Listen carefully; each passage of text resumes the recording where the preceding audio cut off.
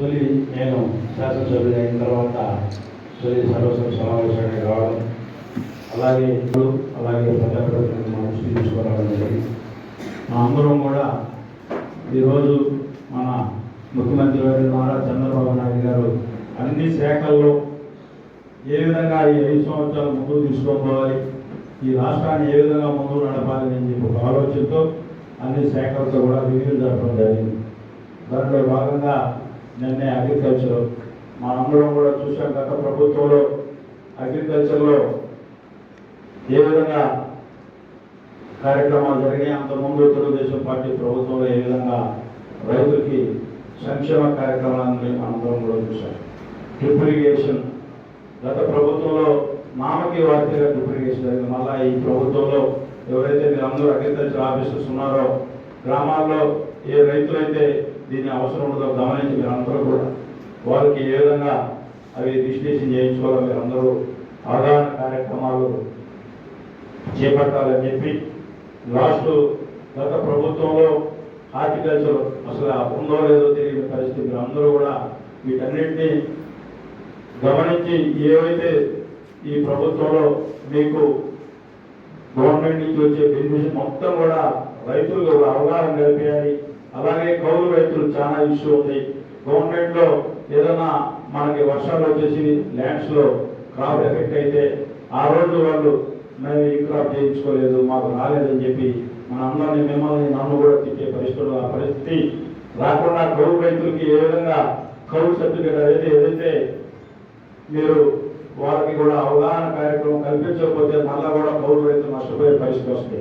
మా సొంత గ్రామాల్లో కూడా ఎవరైతే కౌలు రైతులకి వ్యవసాయం చేసేది ఒకరికి బెనిఫిట్స్ గవర్నమెంట్ నుంచి ఒకరికి వచ్చే పరిస్థితి ఉంది. ఇవన్నీ కూడా మనం కూడా ఎవరైతే రైతులు అసలైన వ్యవసాయం చేసే రైతులకి గవర్నమెంట్ నుంచి ఇచ్చే బెనిఫిట్స్ అందేలాగా మీరు అందరూ కూడా సహకరించాలని చెప్పి, అలాగే పెద్ద సమస్య గ్రామాల్లో నిన్నే రెవెన్యూ మంత్రి గారు కూడా కలవడం జరిగింది. నా సొంత పని ఉంటే రీసర్వే అని చెప్పి అవసరం లేకుండా తొందరగా అంటే ఒక గ్రామంలో రీసర్వే చేయాలంటే ఆ గ్రామానికి కనీసం కొన్ని 2 నెలలు పెట్టే పరిస్థితులు. అన్ని సర్వే నెంబర్లు క్షుణ్ణంగా పరిశీలించి దాన్ని రైతు అలా గ్రామాల్లో గ్రామ సభ పెట్టి ఆ తర్వాత దాన్ని ఆన్లైన్ ఎక్కిస్తే సమస్యలు వచ్చేయాలి. ఈరోజు గ్రామాల్లో పోతే ఒక రైతుకి ఎక్కువ పడిన వాళ్ళు హ్యాపీగా ఉన్నాడు, ఒక రైతు ఏమో తక్కువ పడిన వాళ్ళు సమస్యలు. ఈ పెద్ద సమస్యలు దాని మీద కూడా ప్రభుత్వం నిర్ణయం తీసుకుంది.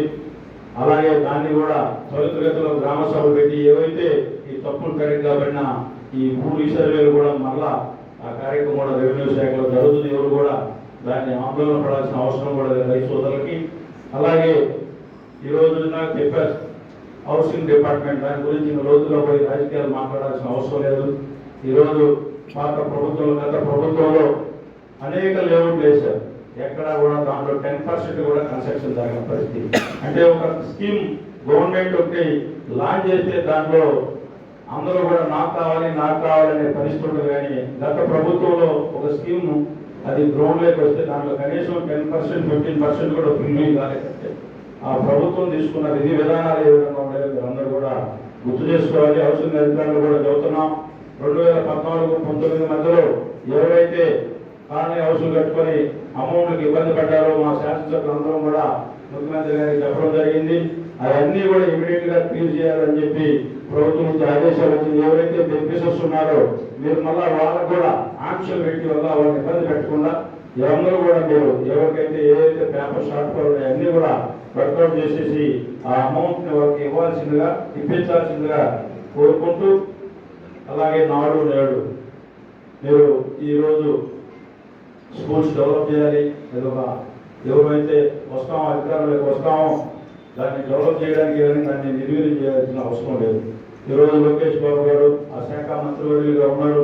దానిలో కూడా చాలా ప్రక్షాళన తీసుకొని రావాలని చెప్పి ఎక్కడ కూడా బొమ్మలు పిచ్చి లేకుండా బ్యాగుల మీద అలాగే స్కూల్స్ మీద ఆలోచన లేకుండా ఎక్కడ కూడా నాకు బొమ్మలు అవసరం లేదని చెప్పి అలాగే దీన్ని ప్రక్షాళన చేయాలి ఈ వ్యవస్థని చెప్పి అనేక కొత్త కార్యక్రమాలు కూడా తీసుకోబోతారు. ఇప్పుడు ఏవైతే మీరు గతం ప్రభుత్వంలో చేసిన వర్క్లు ఇన్కంప్లీట్ గా ఉంటాయో అవన్నీ కూడా త్వరితగతిన ఇప్పుడు గుంటూరు హై స్కూల్ అని చెప్పారు. ఆ స్కూల్స్ కూడా బిల్లు అయితే నాకు తెలిసి వాళ్ళకి ఎక్కువ అమౌంట్ పడింది, బ్యాలెన్స్ వాళ్ళకి ఎక్కువ ఉంటుందని నేనైతే భావిస్తా ఉన్నా. మీరు అందరూ కూడా కాంట్రాక్టర్ని పిలిపించి నేను కూడా పిలిపిస్తాను. మీరు గట్టిగా వాళ్ళ చేత పనిచేయించి అవి కూడా స్కూల్స్ ఆల్రెడీ స్టార్ట్ అయింది కాబట్టి అవి పిల్లలకు అందుబాటులో ఉండే విధంగా చర్యలు తీసుకోవాలని చెప్పి, అదేవిధంగా లాస్ట్ ఎలక్షన్లో నేను కూడా ఐఎస్టీ ఎంఈఓగా చెప్పినట్లు పిల్లలు కనీసం 2 కిలోమీటర్లు 3 కిలోమీటర్లు బుక్స్ మోసుకొని వచ్చే పరిస్థితి నేను కూడా మన ఎంఈఓ గారు చెప్పగానే డిఓ గారికి ఫోన్ చేశాను. తప్పనిసరిగా వాళ్ళ ఎస్టీకి వాళ్ళ పరిధిలోనే వాళ్ళ కాలనీ పరిధిలోనే క్లాసులు జరపాలని చెప్పి చెప్పడం జరిగింది. డిఓ గారు కూడా దాన్ని ఇమీడియట్గా చెప్పడం కూడా సానుకూలంగా స్పందించారు. ఏదన్నా ప్రాబ్లం ఉంటే మళ్ళీ నా దృష్టికి తీసుకొచ్చి వాళ్ళ క్లాసులు అక్కడే జరిగే విధంగా అందరూ కూడా ఇకపోతే అంగన్వాడీ సూపర్వైజర్లు కూడా చెప్తాము. మనందరం కూడా ప్రభుత్వం ఒక మంచి ఆలోచనతో ఆ స్కీమ్ తీసుకొని వస్తాం. కానీ అది పేదలకు ఇచ్చేటప్పుడు మనం కూడా అక్కడ పార్టీ చూడాల్సిన అవసరం లేదు. ఎవరైతే బెనిఫిషరీస్ ఉంటారో దానికి నిర్మోహమాటంగా చార్ట్లు పెట్టేయండి. తప్పనిసరిగా అవసరం కూడా ఉంది. ఇక్కడ పార్టీలు కూడా చూడొద్దు. మీరు తప్పనిసరిగా గవర్నమెంట్ నుంచి ఏవైతే రావాల్సిన కన్వర్షన్ మీరు అందరికి కూడా అందే విధంగా మీరు తీసుకోవాల్సిన బాధ్యత కూడా మీ మీద ఉందని చెప్పి, అలాగే పంచాయతీ సెక్రటరీలు కూడా ఉన్నారు. మీరందరూ కూడా ఇక్కడ సర్పంచులు లక్షలు నేను ఈరోజు అఫీషియల్గా మాట్లాడకూడదు. పంచాయతీ ఖర్చు లేదు. పంచాయతీ సర్పంచ్గా నేను కూడా పోటీ చేశాను, గెలిచాను కాబట్టి పరిస్థితి తెలుసు. ఈ చిన్న 15th ఫైనాన్స్లో ఏదో మేనేజ్ చేస్తారని నేనేదో అనుకోవడం లేదు. కానీ పంచాయతీకి ఉన్న వెసులుబాటు మీరు కూడా పంచాయతీ సెక్రటరీలు సర్పంచ్ గారికి అవగాహన కల్పించాల్సిన బాధ్యత కూడా మీ మీద ఉంది. ఈరోజు పెద్ద పంచాయతీల్లో కూడా కనీసం 10,000 అమౌంట్ 20,000 అమౌంట్ లేకపోతే ఏదైనా ఒక సమస్య వస్తే మీరు సర్పంచ్ని బెత్తలాడుకోవడం లేకపోతే రూలింగ్ పార్టీ నాయకులు బెత్తలాడుకోవడం జరిగేది. అటువంటి పరిస్థితులు లేకుండా డిఎంపీ గారు చెప్పినట్లు మీరు కూడా మినిమం 25% 15th ఫైనాన్స్లో అమౌంట్ ఎప్పుడు అకౌంట్లో ఉంటే మీరు కూడా ఎవరిని బెత్తలాడుకునే పరిస్థితి ఉండదు. ఆ పరిస్థితి రాకుండా చూసుకోవాల్సిన బాధ్యత కూడా పంచాయతీ సెక్రటరీ మీద ఉందని చెప్పి ఈ సందర్భంగా మీ అందరూ గుర్తు చేస్తూ, అలాగే ఆర్డబ్ల్యూఎస్ ఈరోజు చంద్రబాబు నాయుడు గారు ముఖ్యమంత్రిగా ఉన్నప్పుడు పవన్ కళ్యాణ్ గారు కూడా ఆ శాఖ మంత్రివర్యులుగా ఉన్నారు. చాలా క్షుణ్ణంగా పరిశీలిస్తూ ఉన్నాడు. ప్రతి ఇంటికి వాటర్ ట్యాప్ ఇవ్వాలని చెప్పి ప్రభుత్వం ఒక లక్ష్యంగా పెట్టుకుంది. మీరు అందరూ కూడా గ్రామాల్లో ఆర్డబ్ల్యూఎస్ అధికారులు కూడా గ్రామాల్లో